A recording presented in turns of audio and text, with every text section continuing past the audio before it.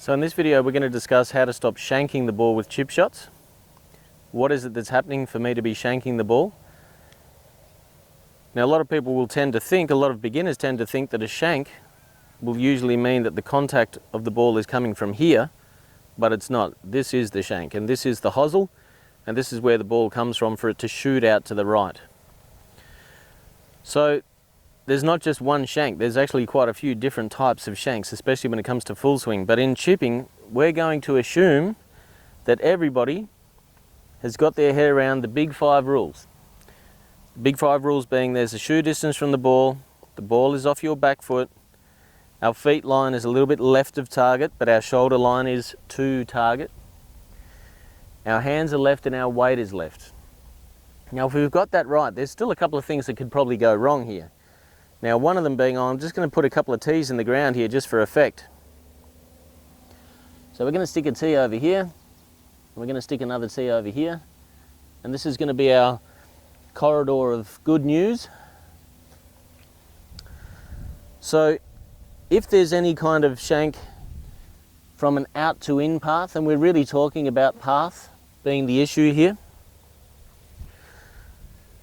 Path meaning this, so I've set up the 5 rules, we're all good to go, we're all in good shape, but all of a sudden our shoulders are a bit offline, and let's say they're in line with our feet, which is not what we want in chipping, we want shoulder line to the target, then we may have an out to in shank, and the ball shoots out to the right there. The other thing that can go wrong is that we've got a little bit too wristy and a little bit too handsy, and the club's gone behind your hand line. This can lead to one of these shanks, which is the in to out shank, which will severely shoot the ball off to the right. So the one that really almost goes sideways is that one. The one that's coming this way just shoots off a little bit to the right. It's just a little bit inconvenient. The one that's from in to out is severely inconvenient.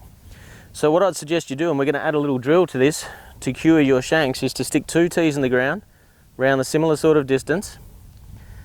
We're going to set up the 5 rules, and we're going to go ahead and hit our chip shot and try to get our path. You might even like to draw a line here and scratch that out with your foot, something for you to follow, something that is straight to target, and your path will have to come a little bit inside, but certainly not so much inside that your club gets behind your hands. Good outcome here, and we're not necessarily interested in holding this chip shot at the moment. We're interested in not clipping any of these 2 tees here. So away we go.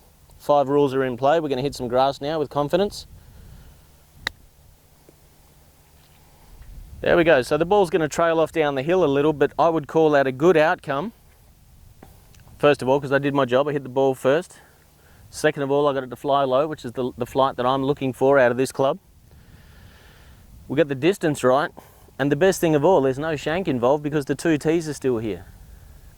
So if you find yourself having the shanks with your chips, I'm in to out. Whoops, that tee's going to disappear. I'm out to in because my shoulders are a bit open. Whoops, I've clipped that tee. They're the 2 things that are going to give you the shanks. Get yourself half an hour on the practice chipping green. Stick 2 tees in the ground a few centimetres either side of the ball and just practice. Don't worry too much about the outcome, just get this right. Then your confidence will go and you're going to be much better off. I hope that helps with your consistency and your confidence, and we hope that stops you shanking your chip shots.